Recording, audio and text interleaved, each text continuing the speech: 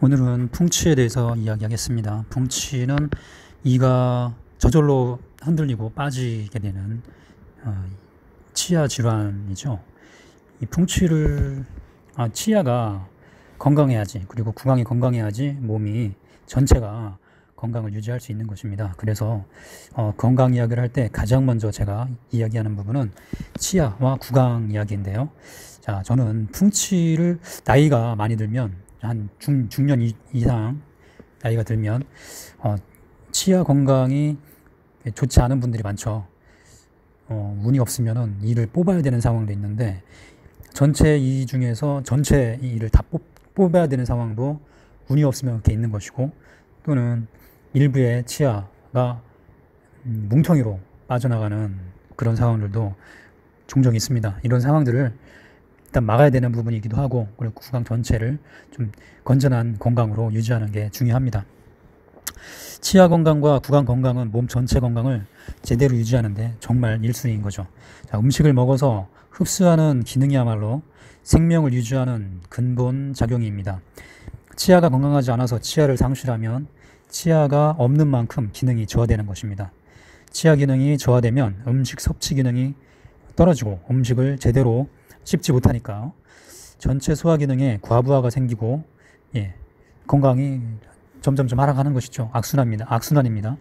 그래서 적당하게 씹지 못한다는 건 음식물 분해 기능이 낮아져서 소화불량이 될 수 있고, 그래서 소화불량을 회피하기 위해서 이전에 먹던 그 적정한 양보다 적은 양을 먹게 됩니다. 자, 이렇게 되면 적정한 에너지를 일상적으로 만들지 못하게 되고, 그만큼 세포가 허약해지니까 세포 파괴가 더욱 일상화됩니다. 이 의미는 질환에 취약해지는 것인데 몸 전체에서 일어나는 현상입니다. 음식을 적게 섭취하는 것 외에도 음식물 분해 흡수 기능이 떨어져서 적정한 수준의 영양 섭취가 일상적으로 또 불량해지는 거예요. 치아에 문제가 생겼으니까 치과 가서 서비스를 받으면 된다고 생각할 것은 아니에요. 치과 의사가 정말 관심 있는 건 환자의 주머니에서 나오는 큰돈입니다. 그래서 환자는 자신의 치아 건강을 회복하기 위해서, 그리고 잘 유지하기 위해서 치과에 가는 것인데, 사실상 치과에 간다고 해서 치아 건강이 보장되는 건 아닙니다. 자, 두 번째, 멀쩡한 치아를 전부 뽑아서 임플란트를 한 치과 의사 이야기를 뉴스에서 많이 보신 분들이 많을 것 같습니다. 자, 장사꾼들은 어떻게든 자신의 서비스와 상품을 팔아야 합니다. 자, 그래서 무리해서라도 자기 서비스를 제공하려는 유혹을 받게 되는 것입니다. 그렇지 않은 의사도 많습니다. 그러나 상대적으로 환자가 직접 자신의 치아를 건강하게 관리할 수 있다는 그 개념이 중요하다는 것을 말하고 싶은 것입니다. 풍치에 걸리면 보통 치과에서는 치아를 살릴 수 없다고 판단하고 환자의 치아를 아주 쉽게 뽑아버립니다. 발치한다는 것은 영구 장애자가 되는 것입니다. 눈에 발치한 상황이 안 보인다고 해가지고 장애자가 아닌 게 아니에요. 저는 어떤 경우에도 치아를 뽑지 않도록 노력해야 한다고 생각하고 또 그렇게 말을 해줍니다. 최악의 상황에서도 치아를 살리는 방향으로 노력해야 한다는 거예요. 그렇게 하면 치아를 뽑아야 할 것처럼 보이는 상황, 절대로 살릴 수 없을 것처럼 보이는 그런 상황에서도 치아를 살릴 수 있는 기회가 만들어지기도 합니다. 모든 발치 환자가 치아 보존을 할 수 있다는 것은 아닙니다. 대부분은 치아를 잃을 수밖에 없는 거예요. 하지만 치아 보존 가능성을 높여보자는 것입니다. 그럼 100명의 발치 환자 중에 최소한 한두 명은 치아를 반드시 뽑아야 하는 줄 알았는데 살릴 수 있는 가능성이 생기게 된다는 거예요. 최소한 한두 명이라고 얘기한 건데 그 이상도 가능합니다. 그러나 100명 중에 한두 명이 어딘가요? 이거 굉장히 중요한 얘기입니다. 자, 세 번째, 의사들은 환자의 치아를 뽑으면 큰 돈을 벌 가능성이 높아져서 웬만하면 뽑으려고 합니다. 치아 하나를 뽑으면 어떤 방식으로든지 보철물을 해야 하니까 그렇습니다. 틀니를 만들거나 임플란트를 해야 하는 것이죠. 치과 의사가 돈을 버는 것은 요즘에는 임플란트로 많은 돈을 법니다. 환자가 이를 뽑지 않으면 의사는 돈을 벌 수 없어요. 그리고 임플란트는 비싸기는 비싸지만 또 환자들한테 편하기도 합니다. 그래서 임플란트를 많이 하는 것이죠. 그러나 이를 안 뽑으면 보철물을 팔 기회가 아예 생기지 않게 됩니다. 의사들은 돈을 벌 수 없게 되는 것이죠. 이런 경우를 논리적으로 따질 필요도 없는 거 아닌가요? 자, 그래도 논리적으로 따져보면 의사들은 치아를 보존하는 것을 과연 반길까요? 반기지 않을 것인 건 명확한 거죠. 치아 보존을 일상적으로 한다면 해당 치과는 얼마 안 가서 문을 닫아야 합니다.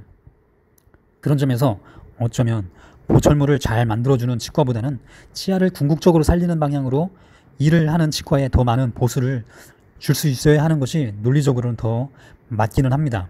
과연 뽑힐 가능성이 많았던 치아를 보존해준 것에 대해서 보철물 서비스 비용만큼 또는 그보다 더 많은 서비스 비용을 지불해줄 환자가 있을까요? 없겠죠. 이런 개념의 치료에 대해서 생각하기는 어렵기 때문입니다. 자, 이 개념은 영역을 더 넓혀서 암이나 아니면 다른 질환에도 적용할 수 있어요.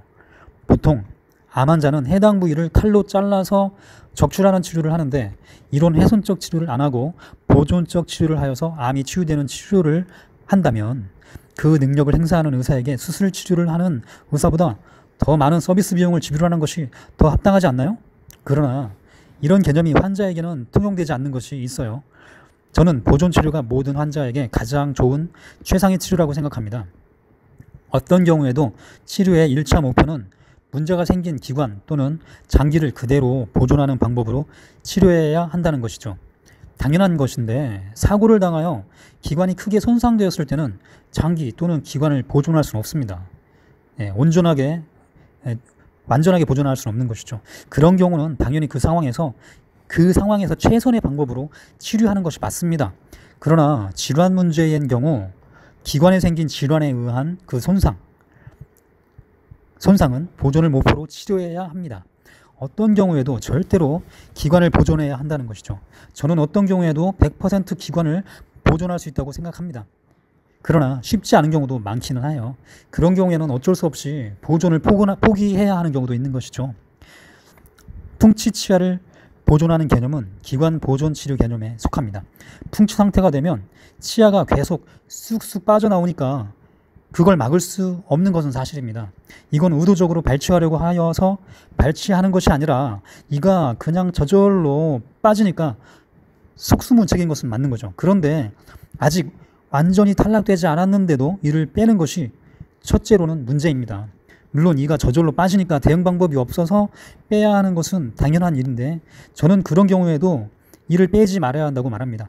최후에 이가 빠지는 경우에는 어쩔 수 없기는 합니다. 하지만 마지막 최후의 순간까지 버텨야 한다는 것이고 설령 풍치로 이가 빠졌다 하더라도 빠진 이를 다시 집어넣고 그거를 고정시키는 어떤 개념도 있습니다. 이렇게 해서 살렸다고 하는 환자도 치아를 살렸다고 하는 환자도 제가 들은 적이 있습니다. 제가 풍치 상태에서 이를 제대로 보존하는 개념과 방법을 설명할 것입니다. 모든 풍치 환자가 이 설명으로 이를 보존할 수 있다고 보장하는 건 아닙니다. 그러나 적어도 일부의 환자라도 저절로 빠지는 풍치 치아를 보존할 수 있을 것입니다. 가능성을 보고 가는 거죠. 자, 인체에서 발생하는 모든 질환 문제는 혈관이 막히거나 혈액에 손상이 생기는 것에서 시작됩니다. 혈관과 혈액이 손상되면 어느 부위에는 적정한 기준만큼 혈액이 공급되지 않게 되고 이것이 원인이 되어서 기관 전체 또는 기관의 일부에 문제가 생기는 거예요. 문제가 생기면 기관의 기능이 저하되고 필요한 기능을 수행하지 못하게 됩니다. 각 기관들은 여러 가지 기능을 수행하는데요. 그 중에 하나가 형태와 생명력을 보존하는 기능도 있겠습니다. 이 개념을 치아에 적용해 볼까요? 치아가 치조골에서 단단하게 고정되어서 항상 그 상태를 유지하는 것도 치아의 기능이라는 것입니다. 몸 전체에 혈관이 뻗어 있지 않은 부위가 없죠. 구강과 치아 부위도 혈관이 뻗어나가서 치아와 치조골과 잇몸에 생명의 원료를 공급해 줍니다. 생명의 원료라는 것은 치아의 입장에서는 치아가 튼튼하게 유지되고 치조골에 단단하게 고정되어 있게 하는 원료라는 것입니다. 그런데 혈관과 혈액에 문제가 생기면 어떻게 될까요? 자, 치아의 치근 끝까지 뻗어나가 들어간 혈관을 통해서 생명의 원료가 치근과 치조골까지 제대로 공급되지 못하게 됩니다. 그렇게 되면 해당 부위에서는 어떤 현상이 생기냐면 조직의 건강이 이제 상실하게 되는데 구체적으로는 조직을 채우고 있는 세포의 손상이 생겨서 염증이 생기기 시작합니다. 염증 상태는 조직이 허물어지는 증상인데 겉으로 보기에는 염증이 생긴 부위는 썩는다고 표현하기도 합니다. 실제로 썩는 것은 아니긴 한데요. 조직이 허물어지는 그 상태는 썩는 현상과 같아 보이는 거죠. 그렇게 되면 조직의 세포 간 연결이 약해지고 느슨해지고, 자, 이 상황은 해당 조직이 허물어지는 그런 그 자체의 상황인 거죠. 그래서 치아의 치근과 치조골의 조직 간 결합이 느슨해지고요. 그럼으로써 치아가 바야흐로 흔들리기 시작하는 거죠. 이게 풍치 상태입니다. 자, 이 설명을 통해서 풍치의 원인 또는 원리를 설명했습니다. 그러면 이 내용 가운데 설명한 그 원리에 따라서 붕괴된 허물어진 그 조직을 재건하면 다시 치근과 치조골의 결합 상태가 강력하게 붙잡아 줄 수 있게 회복될 수 있는 것이고요.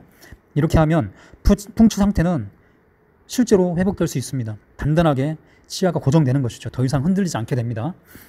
그러면 이 원리를 발현하는 방법은 무엇일까요? 이게 핵심 포인트죠. 인체의 형상 유지와 기능 유지는 오로지 영양물질 공급에 있습니다.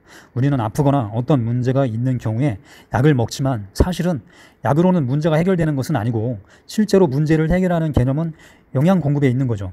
영양이 제대로 공급되기만 하면 붕괴된 조직이 다시 재건될 수 있습니다.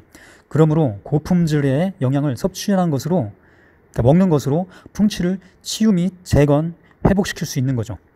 이제부터 이 개념을 적용해 보세요. 무엇을 먹어야 하느냐고 물어보시는 분이 있을 텐데요. 첫 번째는 일상적으로 영양이 적거나 파괴된 식품을 오랜 세월 동안 먹었던 것이 풍치의 원인일 수 있다는 점을 생각하셔서 이제부터는 고품질 영양식품을 먹기 시작하면 걷잡을 수 없이 흔들리던 치아를 고정시킬 수 있습니다. 자, 이때 그 이후부터 치아가 고정이 되어서 단단하게 건강해지는 거예요. 추가로 생각해야 하는 점이 하나 더 있는데요. 술을 매일 마시거나 많이 마시는 분들이 풍치를 앓는 분들이 상당히 많습니다. 자, 이런 경우에 술을 끊지 않으면 이가 그냥 다 빠져요. 막을 수도 없어요. 그냥 빠져버리는 거예요. 자, 그래서 술을 많이 드시는 분들은 술을 끊는 것이 가장 중요합니다. 지금 현재 술의 달콤함보다 이가 빠져나가는 것의 어떤 그 고통을 더 심각하게 받아들여야 됩니다. 술을 오랫동안 마시면 몸에서는 여러 부위에서 많은 문제들이 진행되고 있습니다. 그 중에서 이가 흔들리는 이 증상은 여러 문제들 중에 한 가지 질환입니다. 술을 많이 마시면 조직을 채우는 몸의 재료가 잘 안 만들어져요. 술을 마시면 간은 일상적으로 해야 하는 몸 재건 기능을 못하게 됩니다. 자, 간이 일상적으로 몸을 재건하는 어떤 그 기능을 해야 되는데 알코올을 분해하는 그 기능을 더 발현시켜야 되잖아요.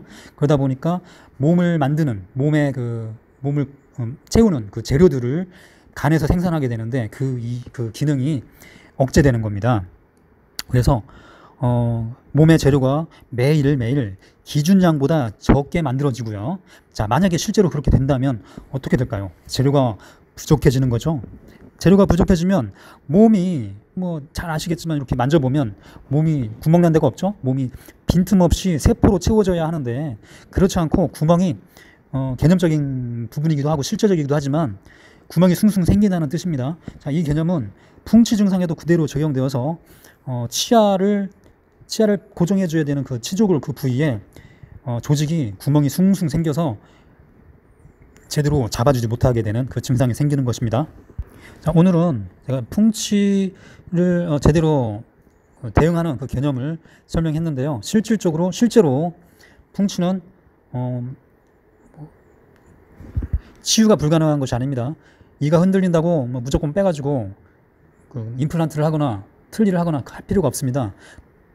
일단은 이 개형 개념을 믿으시고 진행을 한번 해보세요. 진짜 치유로는 고영양, 품질 좋은 영양을 먹는 것에서 시작된다는 거 기억하세요. 자, 이만 마치겠습니다.